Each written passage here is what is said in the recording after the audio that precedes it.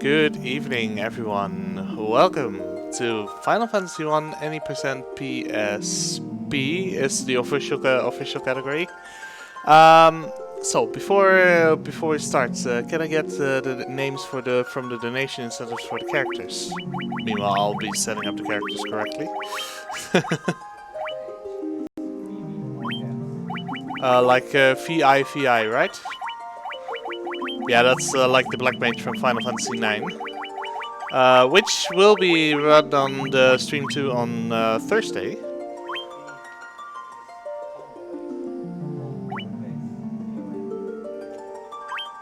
Tomboy, all lowercase. Yeah, okay. So let me. I'll double confirm it with you guys. It's like that. Okay. The other names? Okay. Of course. After that, Lufia 2, Ancient Cave Run, I expect no less. And the White Mage? Ooh. What luxury. Well, since we got some healing from our senior attack here, I think Leva sounds appropriate. Okay, so this is all correct, just double confirming it. Okay, good. Well, then I'll say we'll get into this category. The first minute of the game is really intense, so I won't be talking too much because I need to do a lot of menuing, but I'll explain everything that's happening afterwards. So I'll be counting down in 3, 2, 1, go. So yeah, let's get this to start.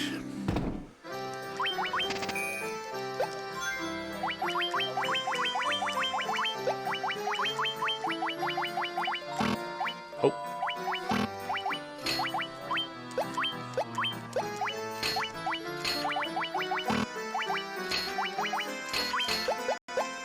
Okay. I can already start explaining a little bit what I did there.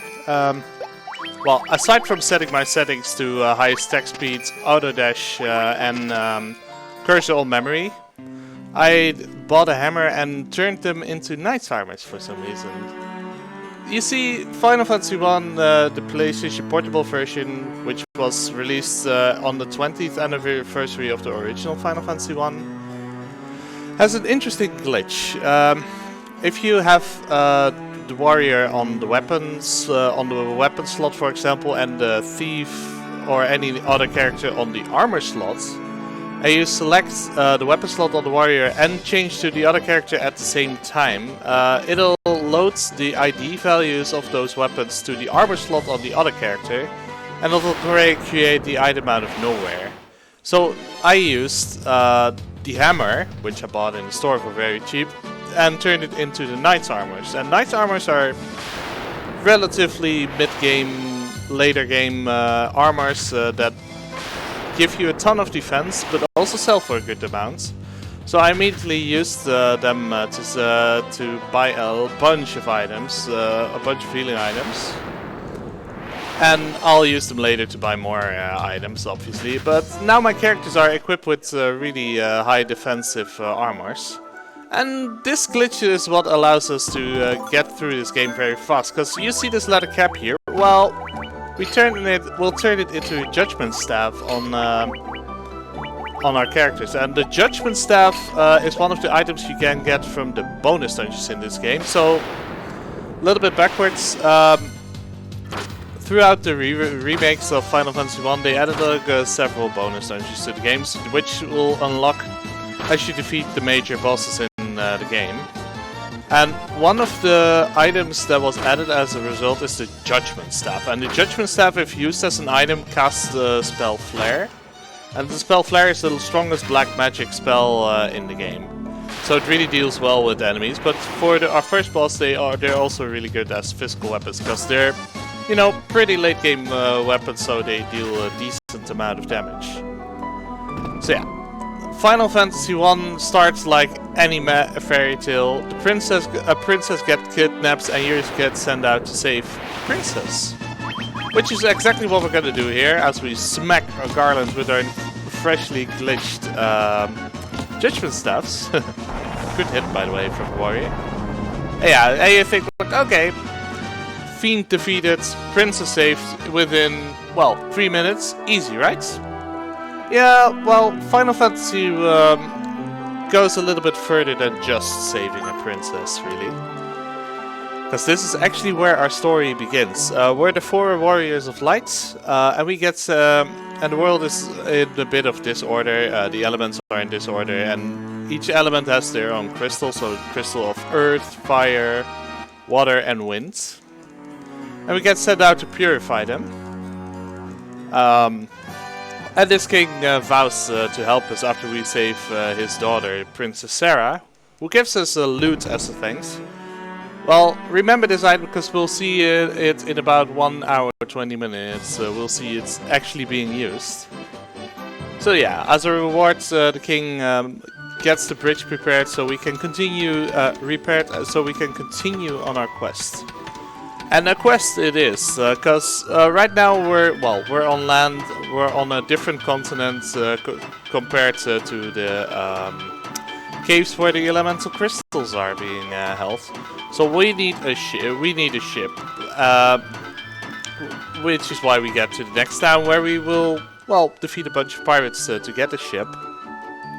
But the problem is the ship is in an inner sea, so we're locked in an inner sea by land.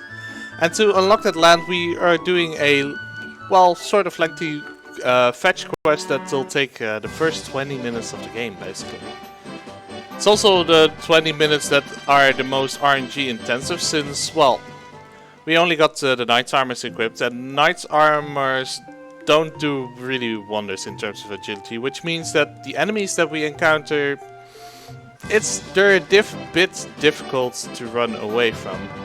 At later points in the game we'll glitch more overpowered equipment on our characters to more easily run away from enemies. Now what you saw me get here is a preemptive strike. 3 things can happen. You can get normal encounters, you can get preemptive strikes, and you can get ambushes. Preemptive strikes like these means that you get a full turn before your enemies go, and it also means that if you try to flee you automatically run away. If you get an ambush, then your enemies get a full turn before you get a turn, so it takes longer. And with a normal encounter, well, you're basically pressing your luck. At later points in the game, we'll encounter enemies that are unrunnable, so which means we'll have to defeat them to continue. And for this first part of the game, it's, well, how fast you get through the game is basically decided by how many encounters you get. So after quite a number of encounters, we get to the next town where, well, it got taken over by these gang of pirates. And here's where you'll see the power of the Judgment Staff, because, like I mentioned, it casts the spell Flare. And, well, these 9 pirates, pretty easy. If you have the strongest black magic spell at your disposal. Now here I'm looking to see if I get a leather shield drop. I didn't get one, so that means I'll have to buy one in the store a little bit further to the south. It's not too much of a time loss, but it's obviously if you get good RNG you get a leather shield drop from those pirates, and it saves us a small shopping trip I'm doing right here.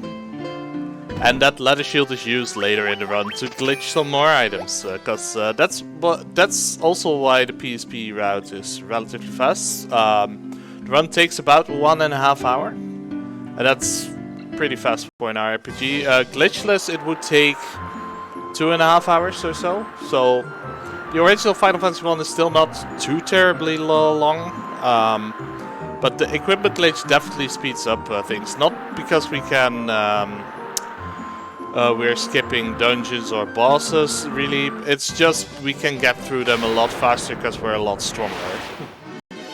That's basically why this category is relatively fast. 4 styles are annoying.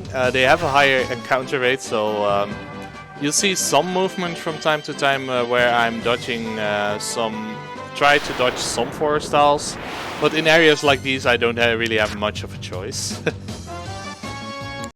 So yeah, I mentioned a fetch quest. Well, we're landlocked, but luckily in Mount Durgar, which is at a mountain rim passing the ocean, they're trying to build a tunnel and try to blow up this landlock.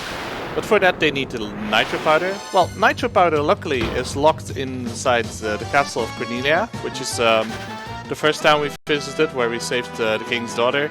But he's not giving us access to it, and it's locked in a basement in the castle. Well, we can get into that basement, but we need the Mystic Key, which is a key that can open any door.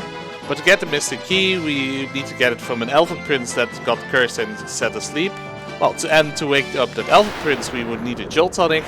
But the Jolt tonic is only made by a witch who has lost her eye, and her eye is being kept by an elven prince, for which we need to get a crown, and that crown we're gonna get in this dungeon. Quite a mouthful, isn't it? Well, luckily the Marsh Cave where we're in is relatively fine dungeon encounter-wise. Usually. And not much in the early game can really kill you. Because, well, the route is relatively safe, as in, if you take some safeties, not much can kill you, and the stuff that you can save anywhere in the game on every tile, so you can take a little bit of extra safety in this category, which we'll be doing from time to time to make it a bit more marathon friendly, because some bosses can outright wipe out your party. But for the first part we don't need actually safety saves, although some adequate healing is in order here. And here we get what's called a spike tile, which means whoa, wrong move. Which means that if you step on a tile, you always get, on this tile specifically, you always get Pisco Demons. Pisco Demons are a mini-boss enemy, but they're also, whenever you encounter them in the game, they are unrunnable. They do yield a bit of experience here, but if you have to step on a tile again, you get Pisco Demons again and again and again. That's how spike tiles work. Yeah, they guard this crown here, which is the key item we need to get to continue our quest. Now, Final Fantasy 1 is based on the mechanics of Dungeons and Dragons, which means that with every level up, you actually get to roll for stats increases, and specifically your health increases, because the equipment it takes care of most of your stats, like attack, defense, agility and such, but health is really determined by the level ups, and you can either get low health increases or big health increases, and that's especially important on characters like the thief and the thief and the black mage, because they usually don't get HP as much. Right now they're relatively decent increases, so I'm hopeful that they get enough to get us some easy fights, especially in the last. We'll go to the ruins in the north, where there is actually a dark elf. The dark elf is disguised as an actual elf who says, well, I'm an actual elf king, my crown got stolen, can you retrieve it for me? It's a very basic quest, but when you return the crown to him, it turns out actually to be an evil enemy. Yeah, these undead enemies here, which we'll encounter, we encounter some party, and if all four of your characters get paralyzed, then you basically have to wait it out, and it's incredibly slow. Luckily, undead enemies are not too difficult to run away from, usually. Ambushes on enemies like these are, yeah, they waste a bit of time, but they're not the end of the world, because Gigas Worms and Ogres are pretty easy to deal with. If you really have a lot of difficult enemies to run away from, then at times it might be worthwhile to use the Judgment Staff again, to cast Flare on them and wipe them out. But here we'll face the Dark Elf Astos, and Astos can do a few things in battle. Normally one round of attacks from the staffs and some Judgment Staff casts will kill him in one round. So we attack with the Warrior and the Thief, and we'll cast Flare with the with the mages. Now Astos did a physical attack, which is good, which means that all my characters will live this fight. He can also cast the Death Spell, which is an instant death spell. It can miss, but if it would land on one of my mages or my thief, I would not prefer it, because they will be behind in levels. And my mages need to be at a certain level at some point in the game. But yeah, I got a really good Astos fight here. Get a lot of level ups, because you know, we're not really leveling from random encounters. We're really using the bosses mostly to level up in this game. And with the defeat of Astos, we get the Crystal Eye. So now we can get to the witch Matoya, who has lost her sight. And we can give her the eye so that she can make us the Jolt Tonic. Unfortunately, Matoya is all the way north to Cornelia where we were, so we first need to get back to the ship and then get all the way across the ocean. So yeah, it's really a classical fetch quest. Do this to get that, to get that, to get that. Wolves are, especially in this part of the game, a bit troublesome to run away from, because well, they have pretty high agility. So it's really praying that we'll run away from them easily. Ogres are usually not that bad. And it looks like I actually got some really good health increases. My thief is already above 100 HP, which is really good. I kinda also want that on the Black Mage, but 72 is a normal, decent spot for the Black Mage to be in. Yeah, after we get the Jolt Tonic from Matoya and we get the Mystic Key from the Elven Prince, which is in this castle here, Alfheim, we can actually get an item to allow us to get better equipment. And better as in it not only gives us better defense, but it also gives us much higher agility. So that means that we can more easily run away from encounters. And that'll help us along the way for a bit, before we swap it for much better equipment. So yeah, it's all the way up, Matoya's Cave is all the way up north. Goblins are another problem. This is the last RNG heavy part of the game. So far I've been very lucky with on the water. You can also get encounters on the boats, and those encounters tend to be annoying. You can either get Sahagins, green fish-like creatures. They're just like they're basically the wolves of the sea, difficult to run away from. And you can have the big eyes, and big eyes can paralyze your party members and have usually come in combination with Sahagins. So here we have Matoya bumping into everything because she can't see. Well, we're about to help her. So here we go, let's get the Jolt Tonic. Now you see these brooms in the game. Every town and this cave, the brooms in this cave are NPCs, and NPCs, like you saw there, can get in the way. The brooms can also block the door, which is really bad, because you just have to wait for them to move out of the way. Has happened to a runner on world record pace once, I believe, who actually went 10 seconds short of the current world record back then, which while losing 20 seconds or so on the brooms, which is infuriating to say the least. I have had it happen to me once. Yeah, you're not having a good time when the brooms block your way. So now it's back to Alfheim to get with our fetch quest. Once we get to Alfheim, things get a lot. No water encounters yet. That's really good, actually. I'm not complaining yet. You can get poisoned by the enemies here, but that's why we bought antidotes at the start of the game to deal with that. Yeah, the Elven Castle, we get to the Elven Prince and wake him up using the Jolt Tonic. A little bit of cutscene. Long story about how it's his task to give us the key, blah blah blah blah. Long story, We got the key that opens up every door in the game, basically. I'd say that's a useful item to have. We immediately use it back in the castle to get us some item for some equipment glitching. Now a nice property of the equipment glitch that I haven't talked about yet is that you can equip any item on any slot. So I can, these thief armlets, which are in armor, I can equip them on the helmet, armor and glove slots, basically.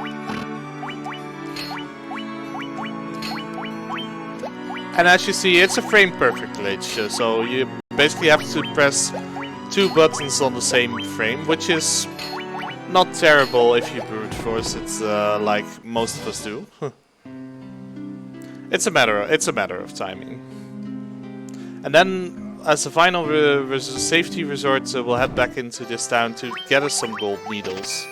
Gold needles can, if party members get petrified by some enemies, gold needles can be used to de-petrify them. Which can happen in a few places. If you're on PvPs, I would forgo them, because I would bank on party members not getting petrified, because you need to be really unlucky for that. But it's a marathon run, anything can happen in this game. I've seen multiple instances of this game blocking me from going any further, or outright wiping my party out, so I'm not taking any chances. So with the Mystic Key we can loot some items. This mithril knife is used for an equipment glitch later, and here's the nitro powder we need. Now with the nitro powder we can open up the passage for our ship at Mount Durgar, and then we can finally leave this continent. Which I'd say at 20 minutes is a positive thing. Whoops. Don't go back into the castle. We don't need to get back to Cornelia again. So, yay. 23 minutes in and our fetch quest is nearly complete. Sharks are not the worst enemy you can get on the ocean, but they can hold you for a little bit of time. But now that we have the Thieves Armlets equipped on all of our party, we're in a pretty good spot agility-wise for the enemies around these places. Luckily we're about to get close to a dungeon where the enemies are annoying regardless of the Thieves Armlets. And oh boy, ambushes by 5 wolves, well, yeah.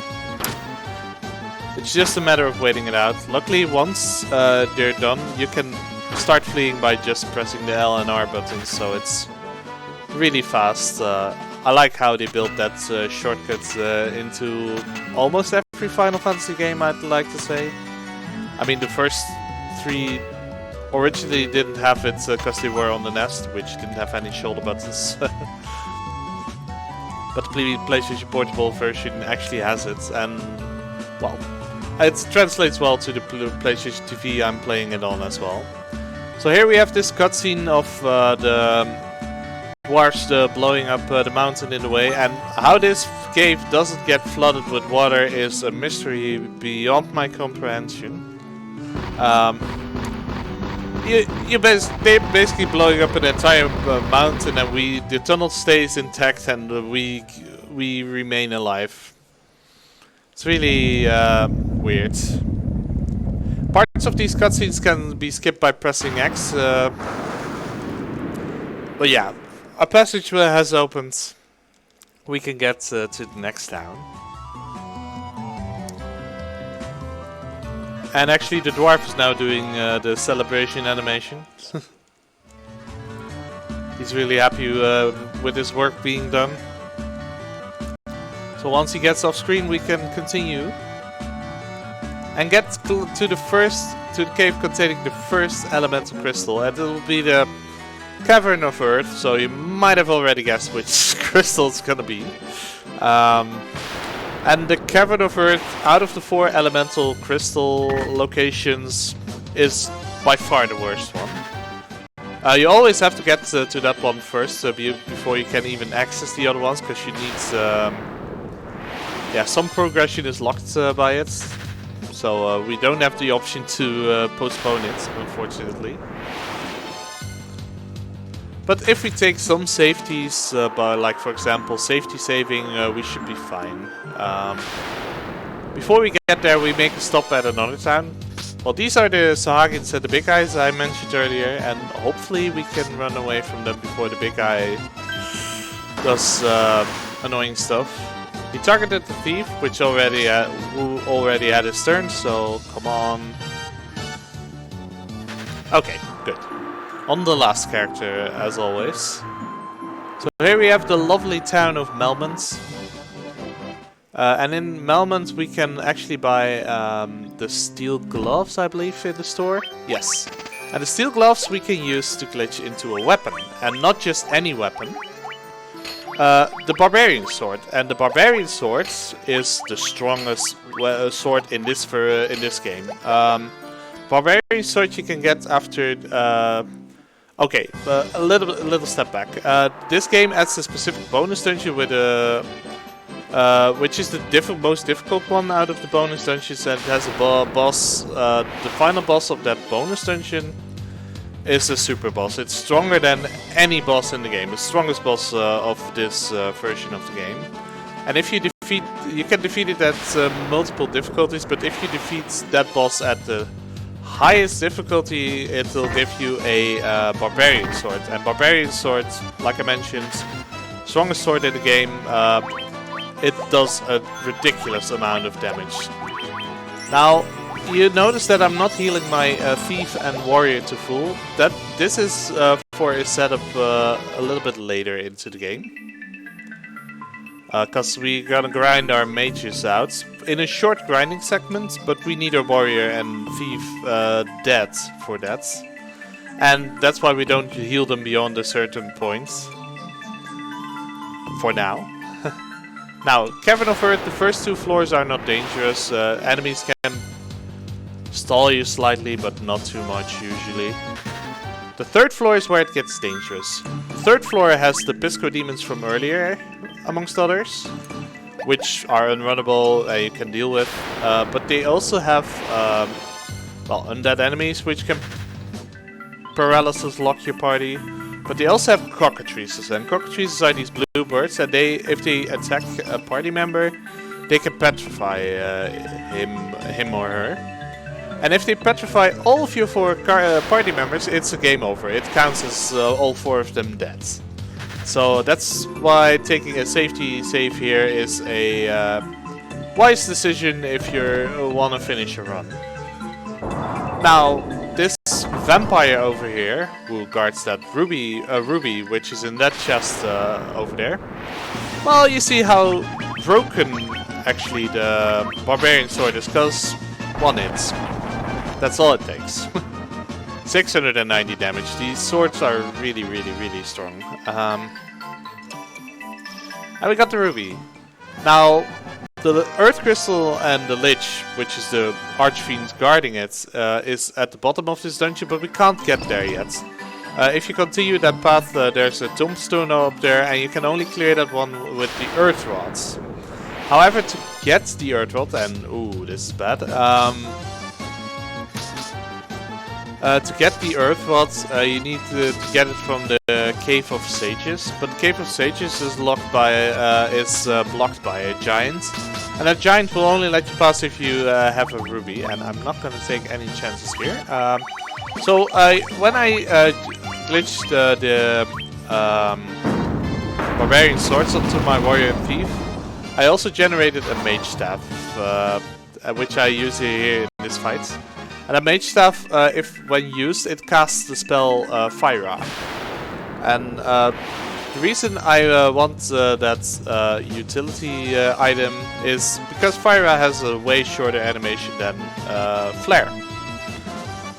So we'll glitch a few more of the items like that a little bit further into the game to deal with specific unrunnable enemies.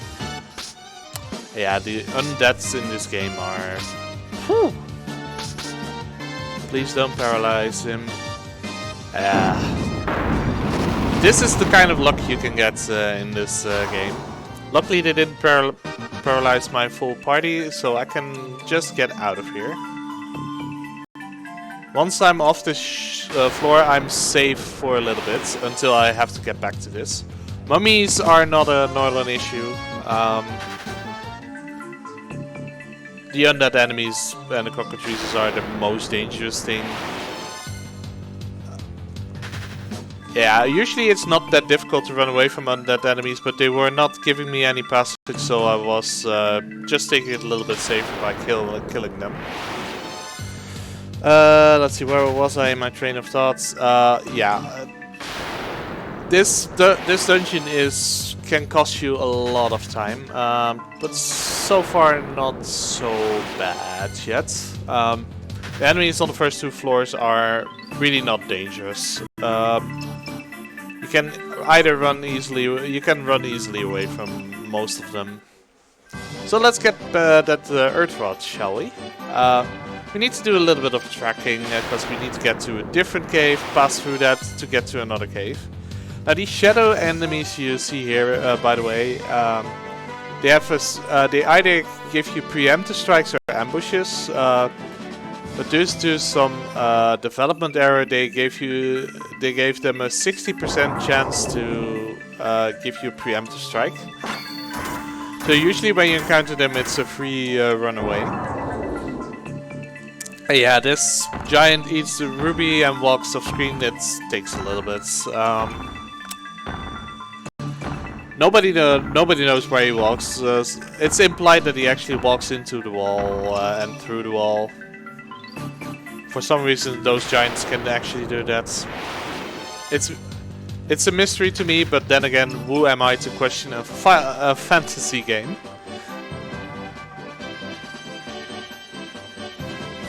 So we're almost at the Cave of Sages to get the Earth Rods. And it's just a walk up to this NPC, receive the item, and we're out of here. Never to return again. Yeah, it's really annoying that you actually have to double dip into the Cavern of Earth. Because the only thing that's blocking you is that tombstone. If there was some way to get through that on the first go, that would make the run already a lot less annoying. Because the Cavern of Earth is not a fun place to deal with. Now, an alternative strategy I could have done, but which is pretty high level to be able to do properly, is if you're on the ship, hold the X button and press the circle button 20 times. You open up a tile puzzle. So there's a sliding puzzle where you have to get the numbers 1 to 15 in order, like 1, 2, 3, 4, 5, 6, 4 rows. And if you clear that puzzle between 30 and 60 seconds, you have a 1 in 6 chance to get an emergency exit. And what an emergency exit does, if you're in this dungeon on whatever floor you use the item, you're outside of the dungeon. Now it can be worthwhile to go for the tile puzzle, but it'll cost you 1.5 minutes. Well, it'll cost you between 1 and 1.5 minutes to get that, to clear the puzzle at that level, and it's also 1 in 6 chance. But if you get the item, on average you would save between 1.5 and 2 minutes. So it is definitely a very consistent time save if you get it. But unfortunately, I'm not quite good enough to clear that puzzle under a minute consistently, so I wasn't planning to go for it, so I just have to, well, deal with the RNG here. So we're back on this floor again. A little bit of safety save. We'll do one more safety save in this dungeon, and that's before the Lich, because the Lich, out of the 4 elemental archfiends we'll come across, is the most dangerous one. Barbarian Sword is very strong, so if you get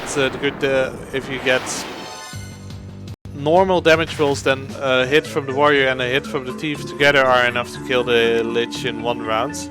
But the Lich can go first and can cast Blizzara, which would wipe out my party instantly. Because, well, thanks to the overpowered equipment, we are not gonna go for levels as much, so we're quite under-leveled.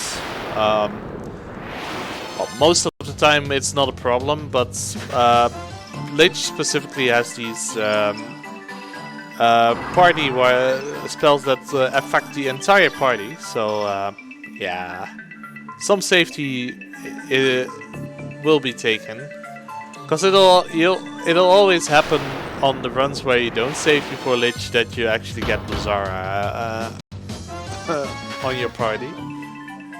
So I'll be taking it safe. And yeah, these bats can easily get into your way. This is the cockatrice that can petrify us. Luckily, we get a preemptive strike. Usually when you get 3 or less in a normal encounter, they're not that troublesome to deal with, because usually they don't have too high a chance to hit you with the petrification. But if you get ambushed by 4 or more, then well, you might be in a tough spot. So here we're right before Lich. I'll just pray that this will go right on the first try. We'll know that within 20 seconds or so. Yeah, Lich, pretty cool design. Oh, that's good. Perfect. Yeah, the Lich has 1200 HP, and with 1000 on the first hit, it's as soon as the warrior managed to go before Lich, it's guaranteed. So Lich is down, and the first elemental crystal is restored about 35 minutes in. Not too bad. It's not what you call world record pace, but it's decent. So I'm not complaining. Now, with each elemental crystal that's being restored, you see one of the 4 elemental bonus dungeons open. The elemental bonus dungeons were added in the GBA release. And each of the bonus dungeons actually has bosses from different Final Fantasies. So this dungeon you see open up here, for example, has bosses from Final Fantasy 3. The Fire Elemental Dungeon has bosses from Final Fantasy IV.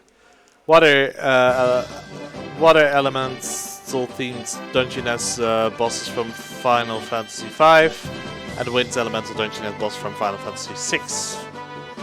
And in order they are Earthgift Shrine, Hellfire Chasm, Lifespring Grotto, and Whisperwind Cove. And they're all located at pretty appropriate locations. And wow! Versatile ocean encounter, let's go. Now I like the fact that my Black Mage has above 100 HP, so that means she's in good... well, he or she, not sure what Fifi's gender is in good shape for the next segment. Because, you know, with the Earth Elemental defeated, we can... you can do a few things. For all of these things you need at least the canoe, which we're gonna get right now. You can either go to the next elemental dungeon, which is Mount Gulk, which is a volcano, so yeah, fire elemental dungeon. You can go to the Cavern of Ice, where you can get the float stone, which gives you access to the airship. Or you can use it to get to the Citadel Trials, get a rat still, and go to Bahamut to get a class upgrade, which will turn warrior into knight, thief into ninja, black and white mages into black and white wizards. Now we're gonna go for the Cavern of Ice, actually, for a couple of reasons. Well, it gives us access to the airship.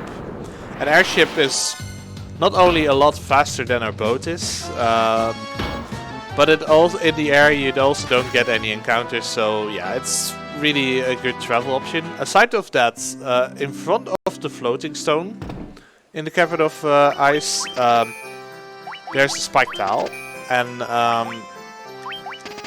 that spike tile has the Evil Eye, and Evil Eye gives you a lot of experience when defeated. So it's a really good grinding spot for our mages. And we need the levels on our mages to make use of some very powerful spells. We'll get to that later. First we're setting up for a few equipment glitches, because we're gonna equip some of party. We need the warrior to set the equipment glitches. We're gonna glitch black garbs on most of our party. You notice me also setting up a black robe. A black robe is like the mage staff. If you use the item, it'll cast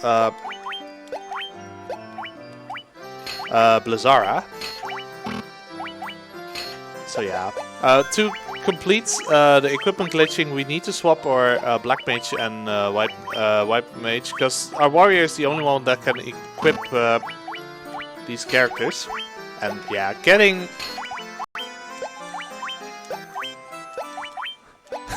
the equipment glitch consistently can be a bit bothersome at times. I forgot one. I should have the lust dagger. There we go. Now, the reason we equip the thief, black and white mage with the black robes is because, well, it will give them a lot more agility. So it makes it easier to run away from enemies, which is obviously what we want. Especially for the Cavern of Ice, because the Cavern of Ice is perhaps the most dangerous place in this game.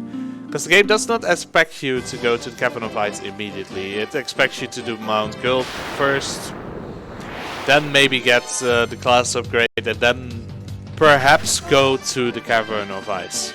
But we're gonna go there right now, and the reason the Cavern of Ice is so dangerous is it has, well, quite a few unrunnable enemies, Pisco Demons amongst others. Well, the Pisco Demons are not dangerous, but it has a lot of enemies that can basically kill you before you are able to do anything if you're really unlucky.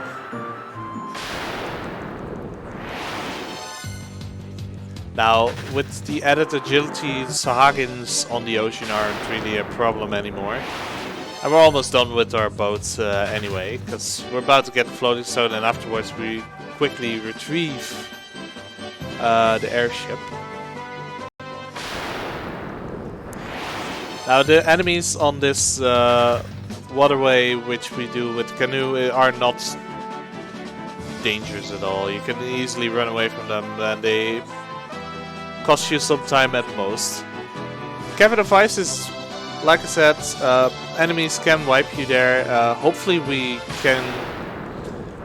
the cave won't give me too bad RG, although, well, we're doing fine. I'm definitely saving at the start of the cave. That much I can guarantee you.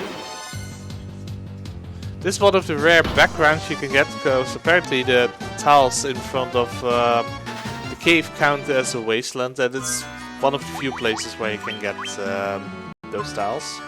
So, safety safe here. Let's pray we get through this cave relatively quickly. Spectres. This cave has a lot of undead enemies. Usually they're not that troublesome to run away from, but they can stall you. Luckily we can deal with them quickly with the mage staff. Now, the Pisco Demons, we do, especially with these amounts, we do need the judgment staffs. Since we equipment glitched other weapons, we got judgment staffs in our inventory. So we can select it from the inventory. Now you may have noticed in Crescent Lake, the town I visited before this cave, I sold some very specific items, and the reason I did that is to set up my menu for the rest of the game. Because the Mage Staff, Black Robe, and later the Gauntlet, which will cast Tundra, will basically appear in a row in my menu. So that means that to deal with unrunnable enemies, I don't need to menu as much, which saves time. Now, Dark Wizards can be quite can be really dangerous if you get ambushed by them. Because if you get ambushed by them, they can cast Fyra, which will wipe your party. You don't want to see that. Preemptive strikes, luckily, is a good thing.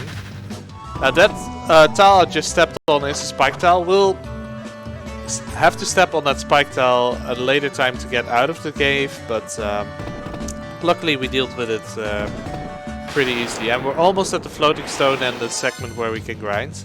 Now the thief and warrior are already at somewhat good HP, but I'll heal the mages to make sure I can kill the warrior and the thief easily on the next fight. I actually, if I manage to run away, I'll leave the warrior dead. That'll save me one character. Okay, there's a spike tile with the evil eye. I healed the wrong character. I think, you know what I'm gonna do? I'm gonna grind all three of them. It's a little bit slower, but it's really not that much slower, and having the levels of the thief is also a good thing, I guess.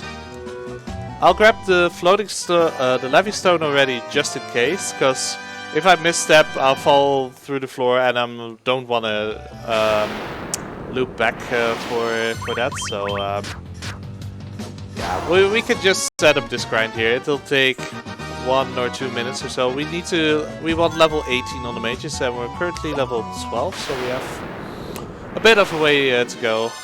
But luckily these fights are going by really quickly because we have overpowered equipment. And what I'm hoping to get on all of my characters here is good HP rolls. My Black Mage made a jump in HP there. I hope the HP gets a little bit higher still, but it's just the roll of a dice basically. Let's see, level 14. So, well, at the very least, the HP of my Black Mage is coming along. 155 is good. Thief is also in a really good position. I'm surprised. My Thief is higher than my White Mage. The White Mage gets HP increases easily, and this is pretty good, actually. I'm not complaining. The problem is with the stepping off of the spike tile, your normal encounter rate still your normal encounter chance of getting an encounter still increases, so you might actually have it happen that you step off the spike tile to get into one of the other dangerous encounters that this place has to offer.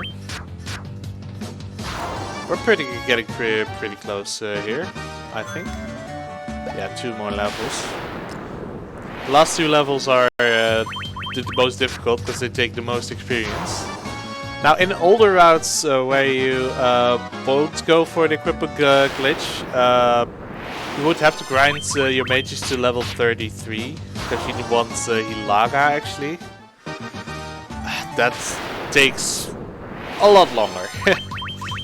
For some categories, you still grind your mages to level 33, or your white mage specifically. But those categories are categories like all bosses, where you fight the bonus dungeons, where you in general have much stronger bosses than in the original main game. One more and we'll leave. The nice thing about having the thief already at a decent level is, well, the HP of my thief is higher, which is a bonus, and also means that I can buy haste on my upgraded thief when I get there. And having haste on my thief as well as my black mage means that I can boost my party members on the final boss a bit more efficiently. I'll explain it in a bit more detail later. Right now we're done with this cave and we're just headed for the exit. Ice Giga's Winter Wolf is also an unrunnable encounter, but they're pretty easy to deal with. Luckily, I've only got 1 Ice Gigas and 1 Winter Wolf. You can also get an Ice Gigas with multiple Winter Wolves, and for that you would need the Judgment Staff, which is slow. The fact that all my characters here are already above 200 HP is really good. And with the Cavern of Earth done, we're basically past, well, what I'd like to say the most dangerous part of the game. Cavern of Earth is really a dangerous dungeon, and I got relatively good luck, so we're set to go for the rest of the game. Now I'm getting exceptionally many encounters on this river here. Normally you get 1 or 2 of them, but I already had 3. It's really an RNG game. Your chance of PBing is basically determined by the number of encounters the game throws at you. So it's, in that sense, the run is RNG intensive. Yeah, the big skill part is in the menuing and the equipment glitch, and dealing with whatever encounters you get. Now, at this river we'll park our boats, and we don't need our boats anymore for the rest of the run. So yeah, that's really nice. And in this desert we're gonna get our airship. For that we use the Labyrinth Stone and the desert, and the ship rises from the sands. In this cutscene, which we'll skip for the most part, actually. And we got ourselves an airship. Now, with the airship available to us, the first thing we're gonna do is not gonna get to the elemental dungeon just yet. We're first gonna clear the Citadel Trials to get the class upgrades. The reason we're gonna go for the class upgrades now is because the class upgrade also enables our party members well, to use more spells. So our black and white mage can use more spells, and we need some of those spells to go faster and to survive the final boss, amongst others. Get to that later. The reason you saw me do a safety save before the desert, the reason I do so is there is the minimal chance that you get a sandworm encounter in this desert, and if you get ambushed by the sandworm and the sandworm uses Earthquake on your party, your party gets wiped out, and it's yeah, game over. It's rare. It has happened on a few occasions, especially during the Final Fantasy 1 tournament. It decided some of those matches. It's really not something you want to happen to you. Especially not in a marathon, so that's why I'm taking it several more safety saves than I would normally would. Now this NPC you need to show the crown to in the original, the crown you got for the fetch quest to in the original Final Fantasy 1. It's a bit silly, because to get to this place you need to clear that fetch quest anyway, so yeah, they simplified it slightly in the later versions. You just need to talk to the NPC, that's it. Now the Citadel of Trials is a teleporter base, but it's always the bottom teleporter. Always the teleporter that's lowest in the room.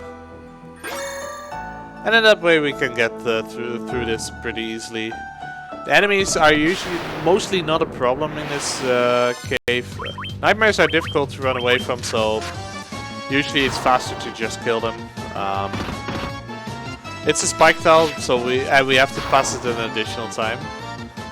Because we want to get the healing staff here. We'll use that for some equipment glitching.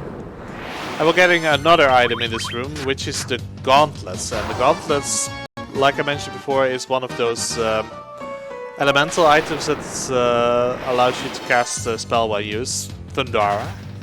And it's used for some unrunnable encounters. And the best dungeon where we're gonna showcase those items will probably be the Sunken Shrine, the water elemental dungeon.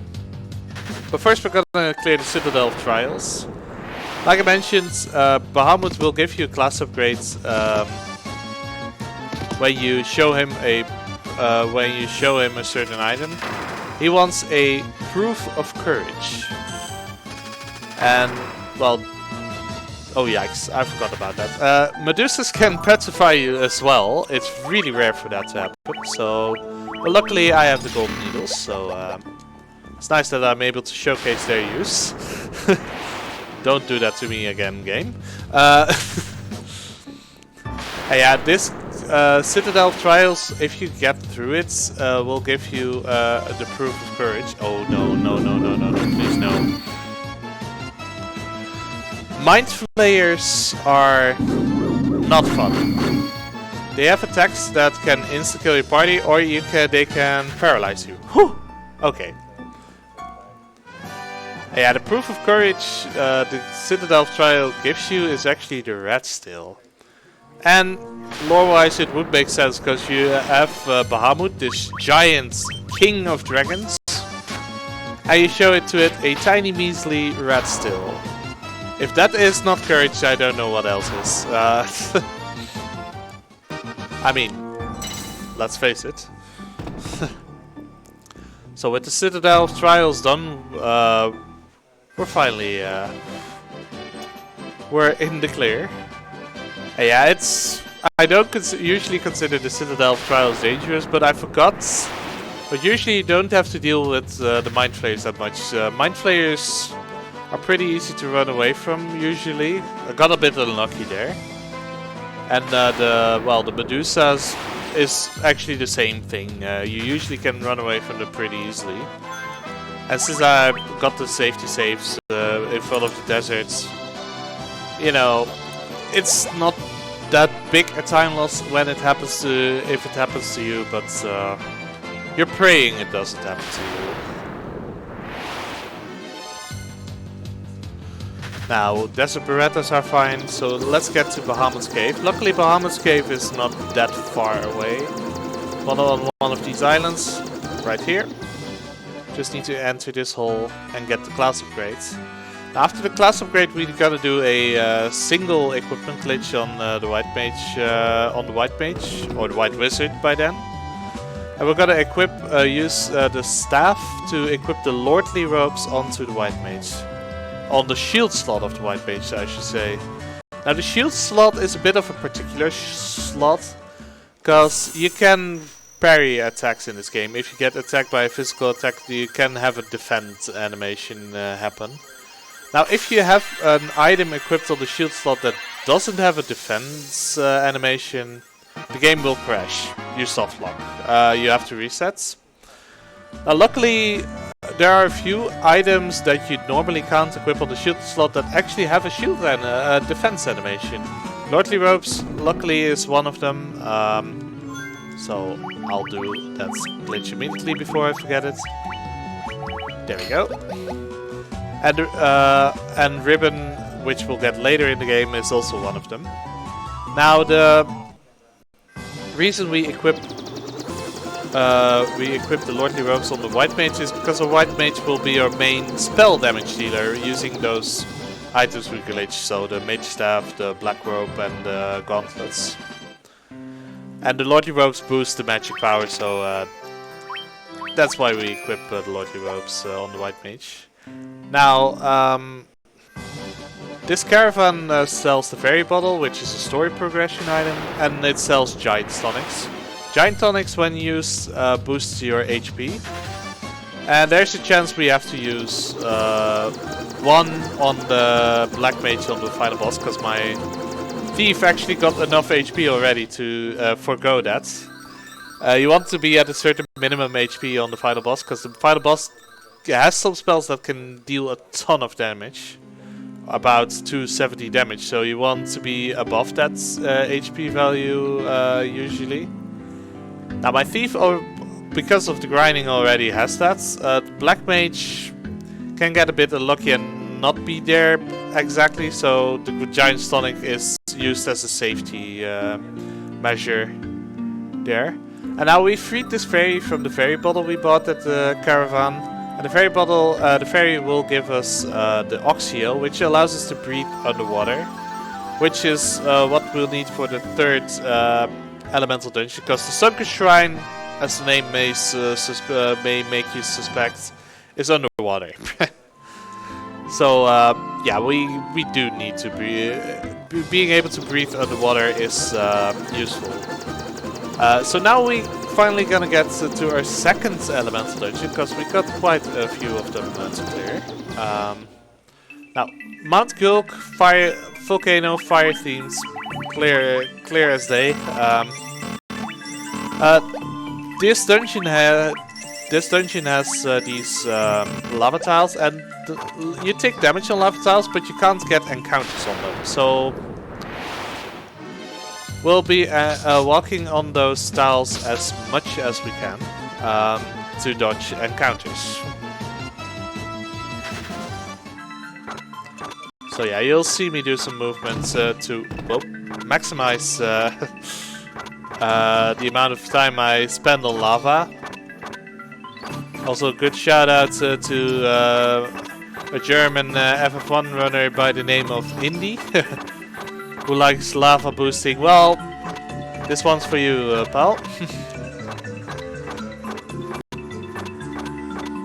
Yeah, you're in this room, which is the last room, last floor before you're on the boss floor. You're on pretty low HP at a certain point, so if you get an unlucky ambush at some point, you might wipe. But we're done with lava here, so we can just heal our party. And since we got high HP anyway, it's not actually as bad as I expected it to be. And here's why we finally revived our knights. Now, the reason we left our knight dead for so long is to get the extra levels on the thief, in the hope that we would be able to equip haste on the ninja. But the grind already guaranteed that the ninja will get haste. So yeah. Now Marilyn is a lot easier compared to Lich, because, well, we're a lot stronger, and 2 barbarian sword hits will do the job. So that's 2 elemental crystals down in just under an hour. Like I said, each at the end, at clearing each elemental dungeon, you see a bonus dungeon open. Hellfire Chasm is the one that'll open next.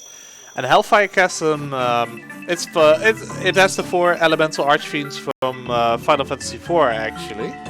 So it has Scarmiglione, Cagnazzo, Rubicante, and I'm forgetting the 4th one, the wit one, tornado-y one. Well, didn't leave a lasting impression, as you may suspect. It's fine. But before we go onto the water elemental dungeon, we're gonna do some spell shopping first. Now, in older routes, you would do getting the Oxial after the Mount Gilg and do the spell shopping before that. But this synergizes with our routes slightly better. And it's not that much slower to heal your party with the potions. It's really a minor difference. So we buy the haste spell at Elfheim, and at Malmö we'll buy Hilara for White Mage, and Hilara will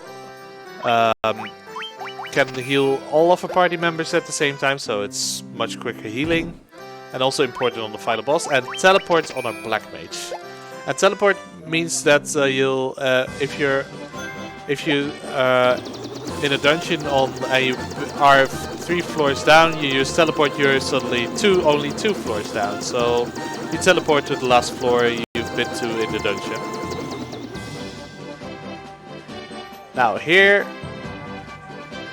we're headed to the Sunken Shrine, and in this strip of land you can get the the Ogre Mage Hellhound combination and the Frost Geiger's Winter Wolves combination. Those are unrunnable encounters, and please that NPC can block you. Luckily that NPC didn't waste too much of my time, and yeah, that thing is trolling the hell out of everyone, because it's just bulking back and forth on the path. Yeah, that mermaid beckons us to go into the Sunken Shrine, and Sunken Shrine, we need to get a certain item in here, and we need to clear the dungeon, clear the boss, restore the crystal, etc. That item we need to collect is one of the items we need to access the 4th dungeon, which is the fortress of the Sky Fortress. Now this sunken shrine has several unrunnable enemy encounters. The ghost is one of them, and the ghosts are undead, so they're defeated by the mage's staff. The other encounters are the Sahagins, the special Sahagins in here, which you can wipe using the gauntlets, so Thundara. And after you get an equipment upgrade, you can also deal with the water elementals in a slightly more efficient manner, because you can use the black ropes to cast Blizzara onto them. And well, speaking of the Sahagins, yeah, luckily our party members are mostly. All of them are usually faster than the Sahagins, so they usually don't waste too much time, especially since I'm already set my party commands such that you can deal with the unrunnable encounters pretty easily. Now, we're gonna get the Rosetta Stone here, and the Rosetta Stone is what will allow us to learn another language at some point, which we need to get further into the game. Now this is also where we're gonna see the first use of the teleport spell, because our good black mage can get us to the start of the dungeon and towards the right floor relatively quickly, because you can just mash the buttons to cast the spell again, thanks to the memory cursor. Yeah, in this dungeon we're also gonna pick up another equipment item that allows us to equipment glitch us into our final set of armor, the Survival Vest. The Survival Vest is by far the strongest armor in the game. It has really good agility increases, so it makes it the easiest it has ever been for us to run away from enemies. It's not a guarantee, but it'll increase the chances considerably, as well as boost our defenses to a really good level. Yeah, our party is coming along nicely. Now for an additional safety, normally after this dungeon in the normal runs you would visit the waterfall cave. You would pick up a ribbon right there, and use that to glitch your ribbons onto your entire party. But as a little bit of an additional safety, I'll pick up the ribbons here and glitch them in conjunction with this equipment glitch. The reason I approach that chest on the right side is so I can, because the bottom and left sides are actually spike tiles, so they give you an encounter. Now, I also get Survival Vest is another one of these items that you can safely equip on the shield slot. I'll mostly do that for the Black Mage, because to make the Black Mage faster than most of our party members.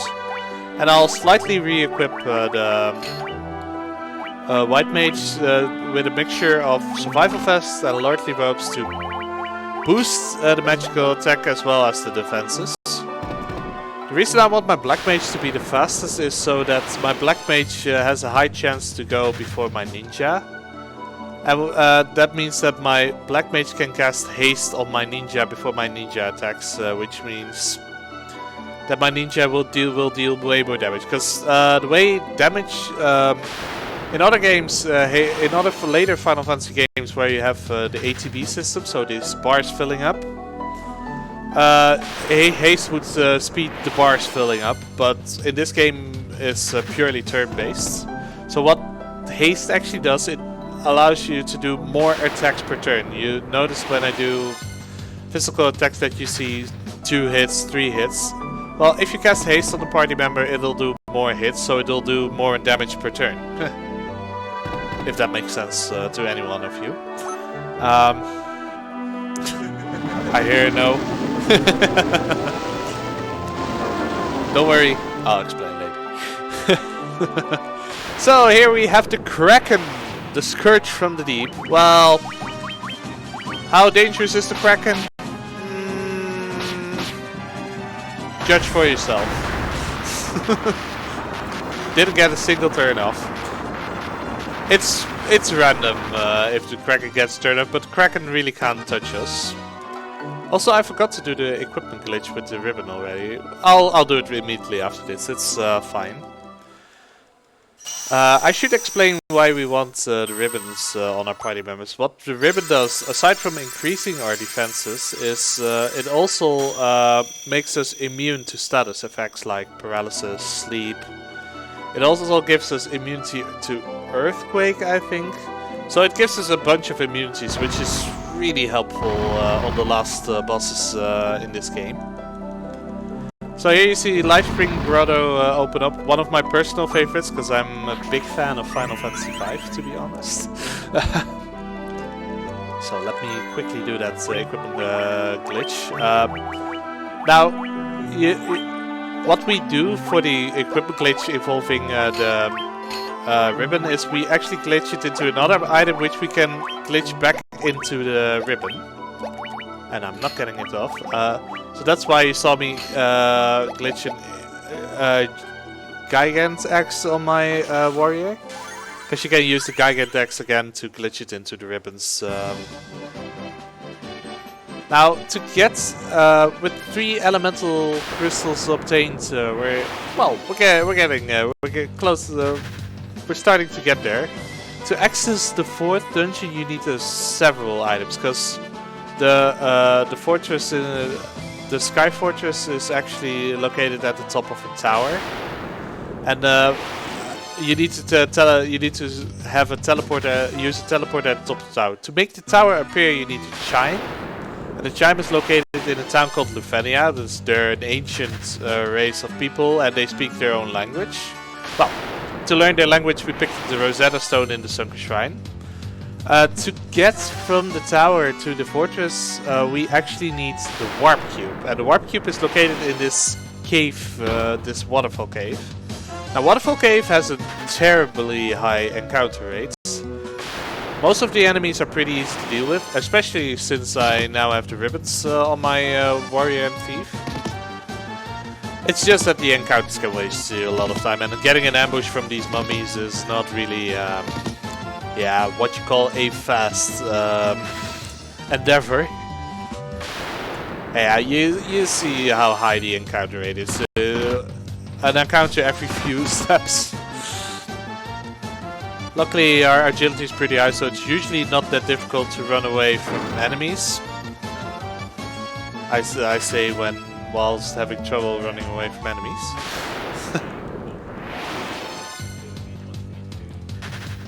But we're getting there. And another ambush, jeez. Well, as far as I can tell, my thief is definitely in a good spot. My thief is already beyond 300 HP.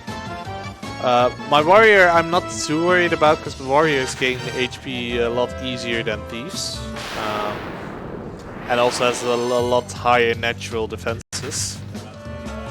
White mage could use some more, black mage could use some more.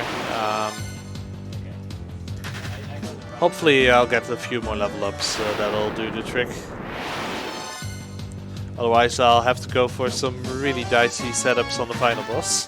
But we'll see. We'll pass that bridge when it appears.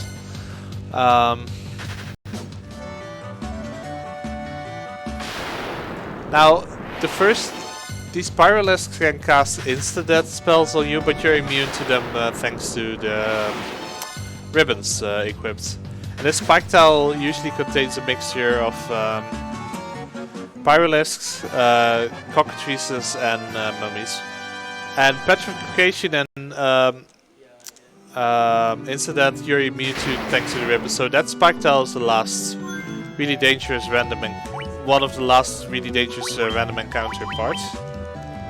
And I don't need to pick up the ribbon in this room, so we can just head out and head on our way. We're in a pretty good spot time-wise, I'd like to say. But nothing is quite decided until the end of the Chaos Shrine.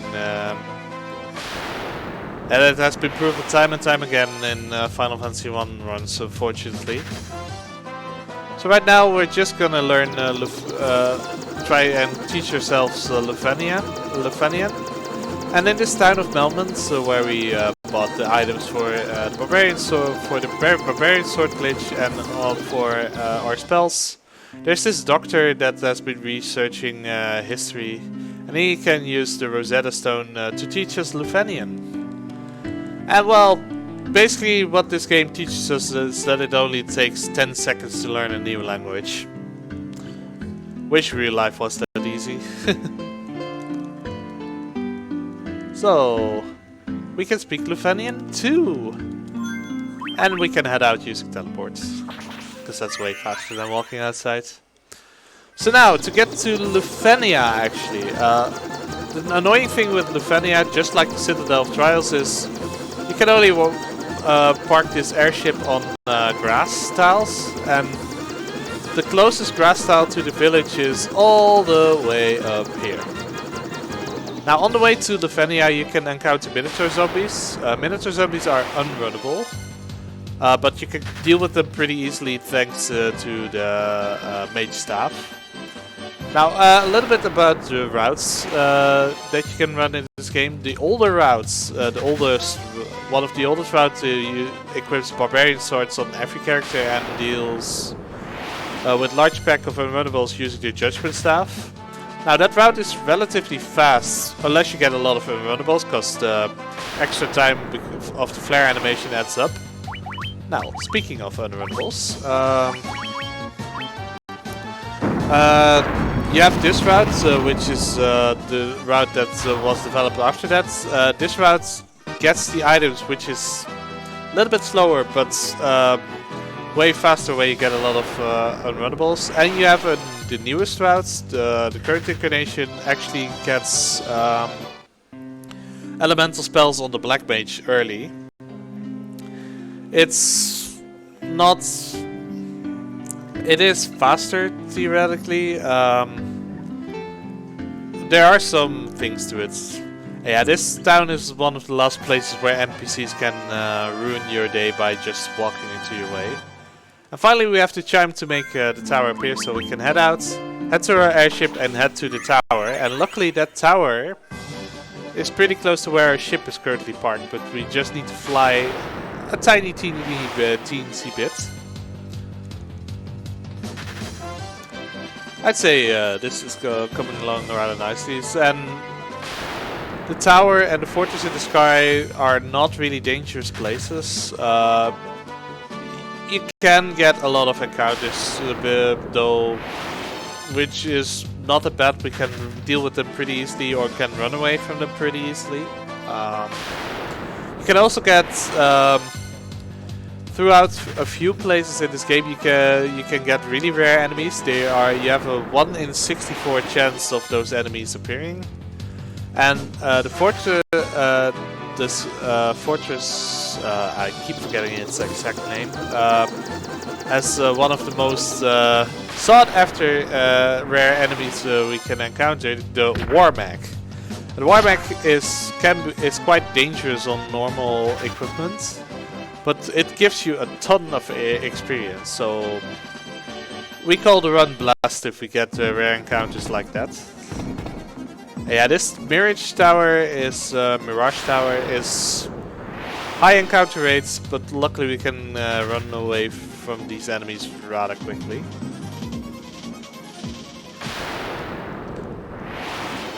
The 1 in 64 encounter, you can also get you have a 1 in 64 chance to get a blue dragon here. The blue dragon we will encounter at least one blue dragon, but that's because in front of the teleporter to the fortress you have a spike tile with a blue dragon. But you can also encounter one of them on these floors right here. I've seen it happen once that someone got two blue dragons in a row, basically an encounter before the spike tiles and the spike tile. And he was confused because he thought that he hit the spike tile actually. Because here's the spike tile. It can be a bit confusing if you're caught off guard. But yeah, blue dragons are really not a problem. As we're pretty overpowered in terms of equipment. Now, Flying Fortress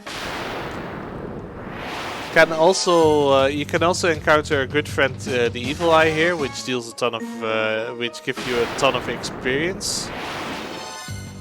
I would prefer the Evil Eyes, to be honest, because they're pretty quick to deal with.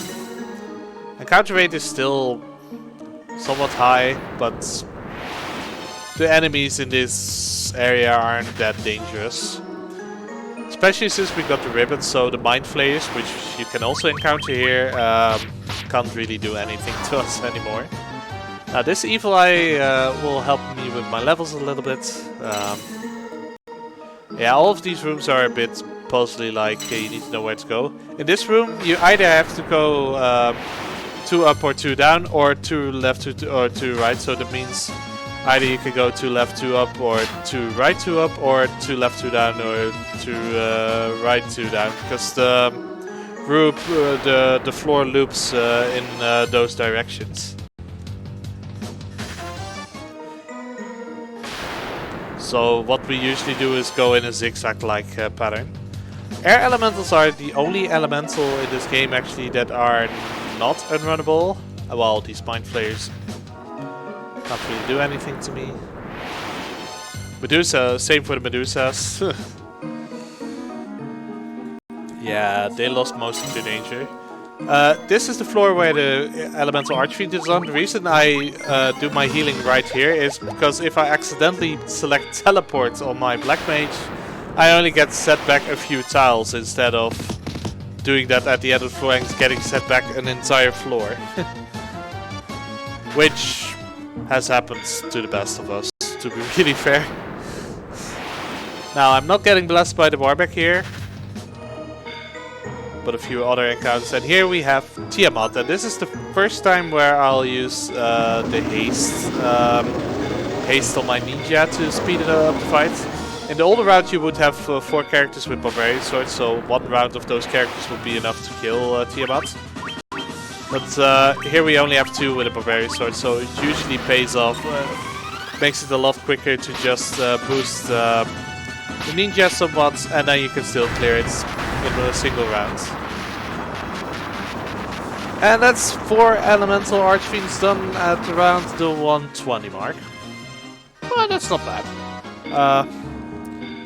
My PB finishes in 6 minutes, which I can tell you we're never, ever gonna beat in a run like this, because the Chaos Shrine takes a lot longer than that, even on good RNG. But we should be set for a relatively fine. We should be relatively fine in terms of estimate, I think. We'll find out in a bit. Because the Chaos Shrine, well, the Chaos Shrine is actually the place where Garland kidnapped the princess into, but we need to get to Chaos Shrine 2,000 years into the past, which is what we needed the elemental crystals for, because the story of this game is actually that this world is locked in a time loop, and to break the time loop we need to get back into the past and defeat the party that's responsible for these 4 elemental archfiends. Which I'm not quite gonna spoil yet. So the first dungeon of the game, first dungeon we access in this game is actually also the last dungeon we'll access in this game. So everything comes full circle as we enter the Chaos Shrine once more. Now here we see the bonus dungeon that was added in the PlayStation Portable version being unlocked, which is the Labyrinth of Time. And you can get some random minigames per floor. It's quite impressive. It's its own speedrun category because it has its. At the end of the dungeon, you get a timer. So it's actually timed separately.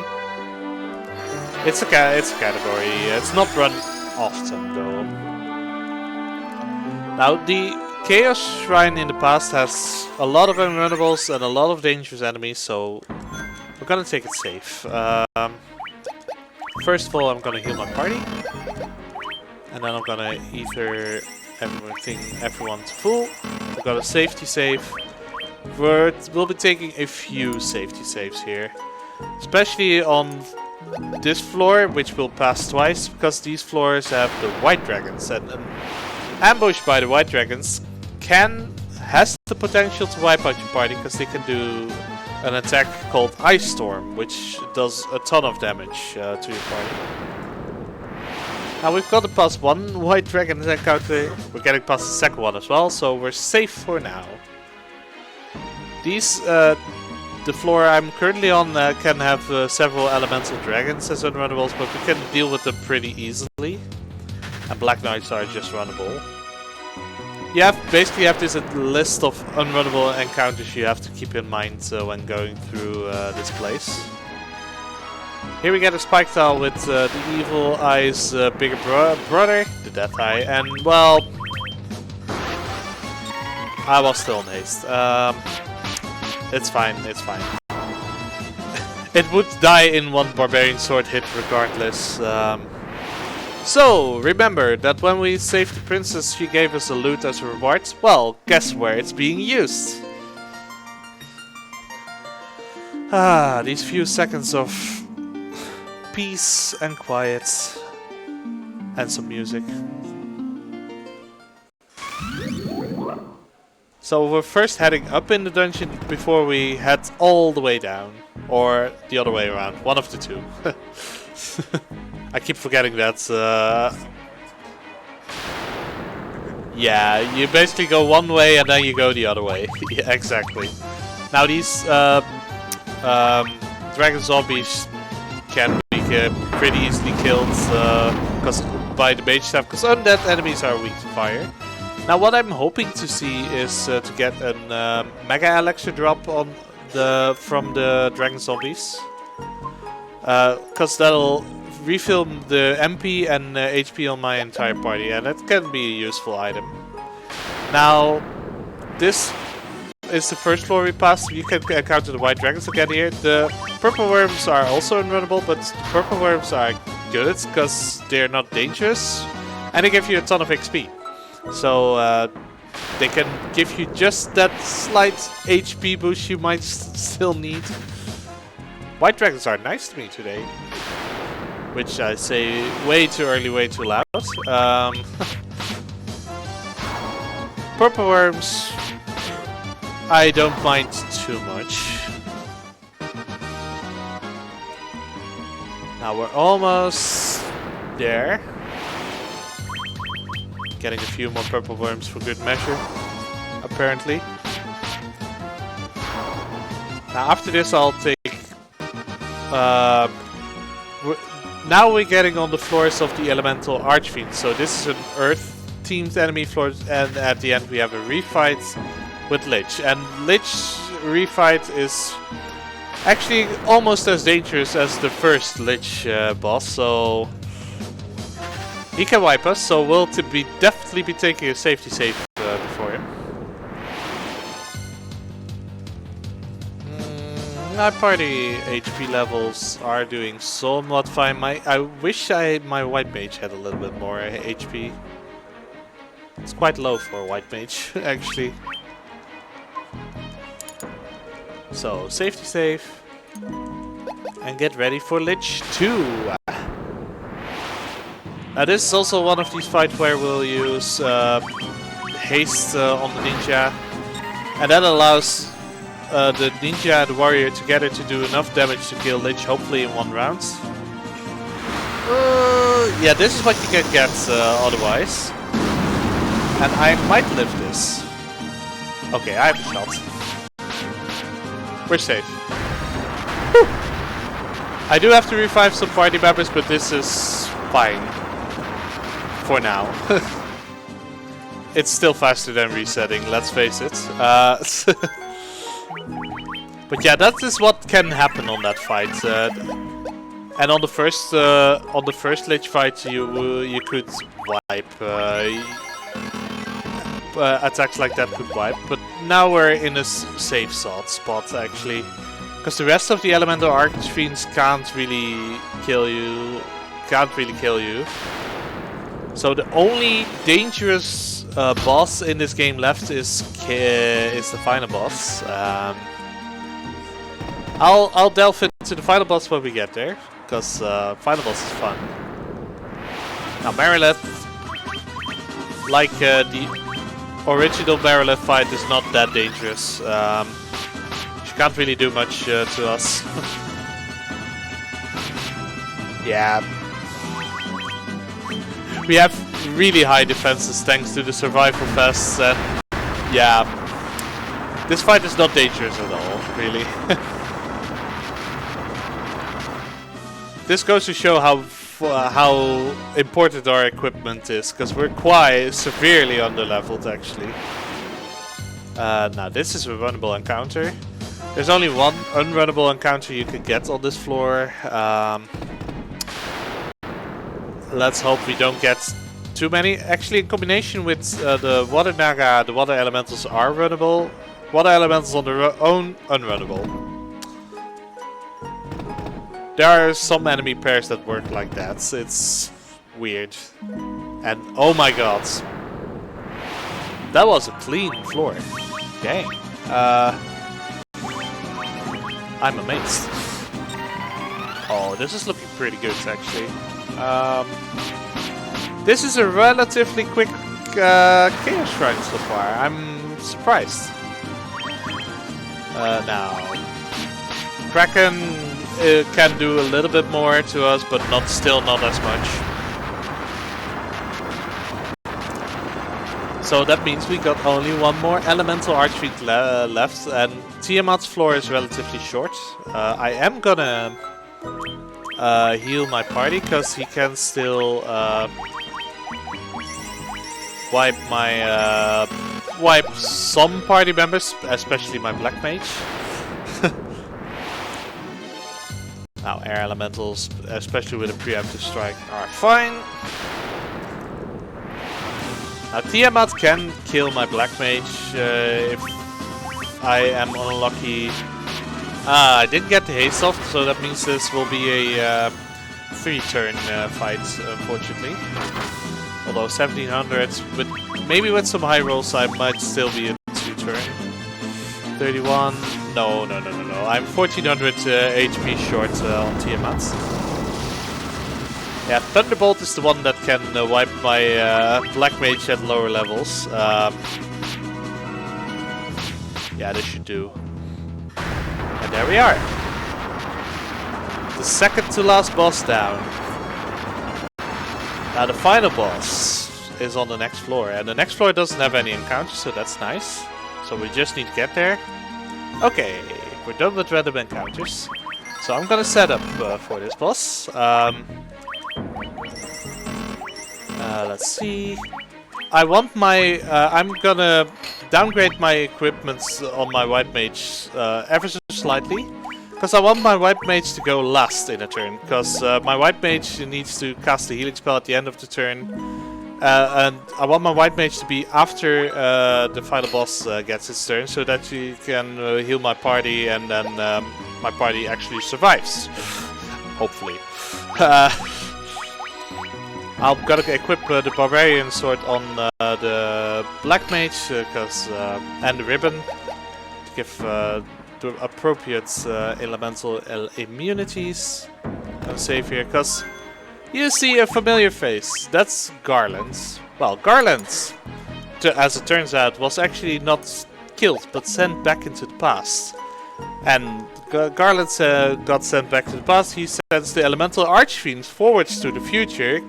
Lucky, which makes it happen that he gets sent back into the past and lives forever, and which forms this giant time loop. Well, and Garland harnesses the power of the Elemental Archfiends to turn into Chaos, the god of discord. Literally its title. And Chaos is quite dangerous. I am gonna boost... I want to boost... let's see, where did I put the Giant's Tonics? Am I missing it? I did buy them. I did buy them, right? Oh, there they are. Whew. Okay. I want... Unfortunately, I don't have enough to cast haste with my Black Mage, but that's with my ninja, but that's fine. White mage will always cast Ilara, and my black mage will boost my ninja, my warrior, and finally the black mage itself to set them up for maximum damage dealing. Yeah, that's a reset. I can't recover from a dying white mage, unfortunately, so I need to get lucky. Is my HP that bad? I'm gonna use the giant tonics on the white mage as well. I've never seen it happen before, so it's not like this has never happened before, but I've never seen it happen before that I actually had to use a giant tonic on my white mage. Go ahead. Marcian Angel donated $6. Thanks for the event. Thanks to Boxmeister for this run and him explaining every single aspect of the run. I'm amazed. Greetings from around the corner, winking face. Thank you very much. Now I need to find my giant stonks again. Now, this time we're gonna set up it. Wait, I'm a scatterbrain sometimes. Okay, this time we're gonna set it up slightly safer by just boosting my characters a little bit more. And then hopefully I'll get lucky, because Chaos can do a number of things. I just need to get lucky. This is fine. This is fine. This is fine. This is fine.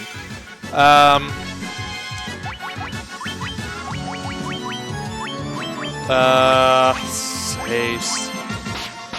I should be able to make this work. At least I got the boost off of on my warrior and ninja. That's what's most important. I should also be able to tank this with my black mage. If that's the case, then yeah, I'm safe. Okay, I'm pretty much in a safe spot here. Now to set up my black mage. I also want to advise Stack to get ready on time, by the way.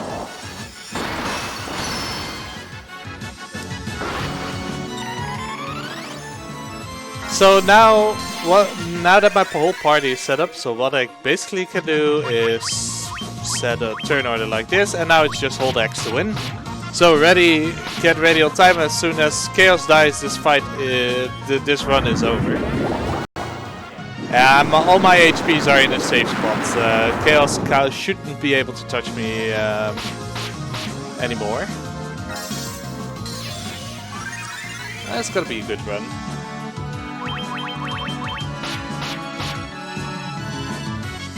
Cyclone and Tsunami are spells, unfortunately, that have a really long animation. But, I mean, I'm not in real danger here, I think. I say maybe a little bit too confident. I should be fine.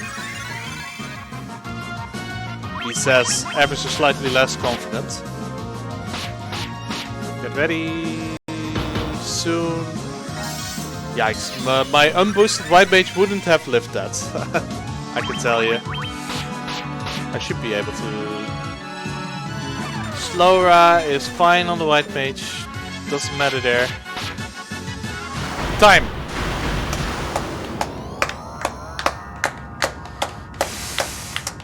Chaos showed us how dangerous he can be, but with some extra safety, Chaos went down. Yeah, that's basically Final Fantasy 1. You see the power of equipment, of HP rolls, of RNG. But we persevered and we broke the time loop, restored the order to the world. Yeah. It's really, we did it.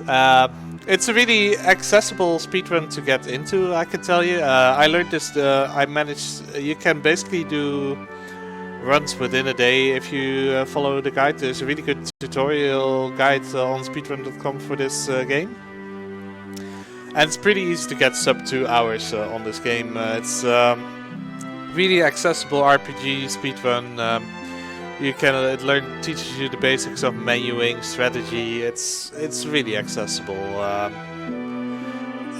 Once every year or so we have a tournament with the Final Fantasy 1 community. It's a lot of fun actually.